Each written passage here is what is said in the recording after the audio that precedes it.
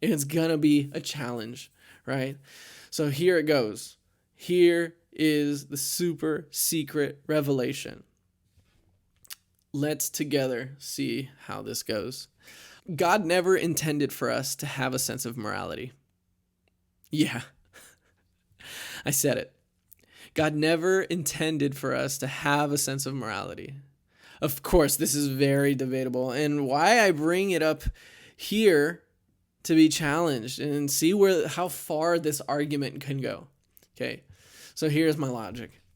In Genesis 2:16 and 17, it says, "And the Lord God commanded to the man, you are free to eat from any tree in the garden, but you must not eat from the tree of the knowledge of good and evil. For when you eat it, you will surely die." Boom. Get churched. I'm just kidding. All right. So there's more.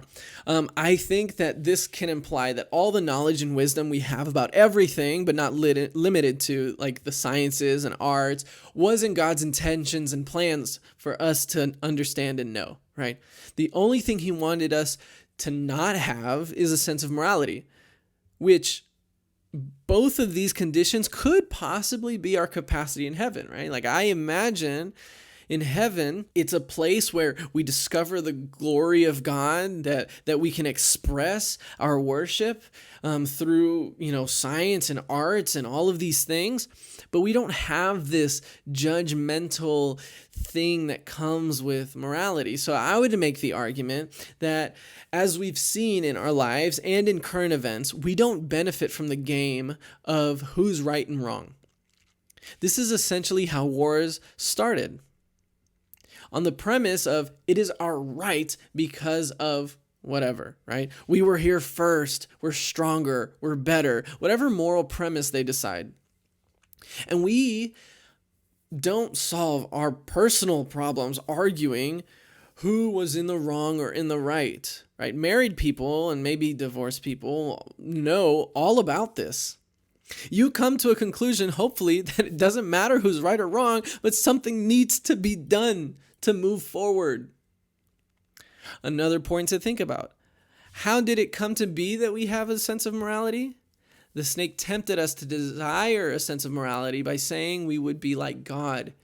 In other words, he appealed to our pride, the very thing the devil was casted out of heaven for. So, our pride, desiring to be like God, made the fruits beautiful in the eyes and led for us to eat from the fruit that would give us a sense of morality. And when we did, we realized that we were naked.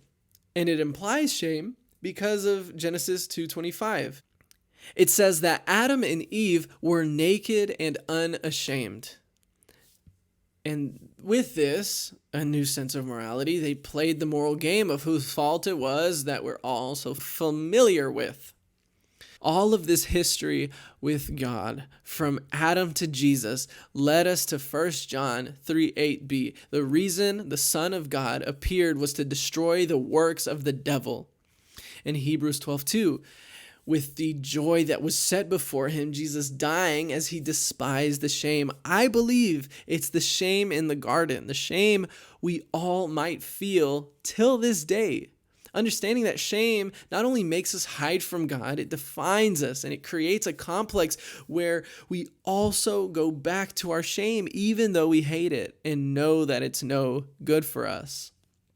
Also, it's a matter of fact that your standard of morality, my standard of morality, is nurtured by a sinful family in a sinful world, kept in a sinful heart. Your sense of morality is self-serving, it's selfish, corrupt, lacking total perspective, and prideful to think that you can be the arbiter of such a thing. If you got to the end of this video, I appreciate it so much. The full video, though, is in the description down below. Please check it out, like, comment, do what you gotta do. I appreciate it. See ya.